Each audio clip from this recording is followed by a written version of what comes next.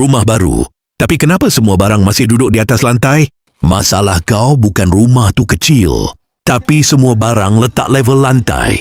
Masuk rumah lepas kahwin walaupun sesederhana mungkin, tapi rasa puas sebab dapat rumah sendiri atau menyewa dari ruang yang kosong dan sama-sama susun kehidupan baru.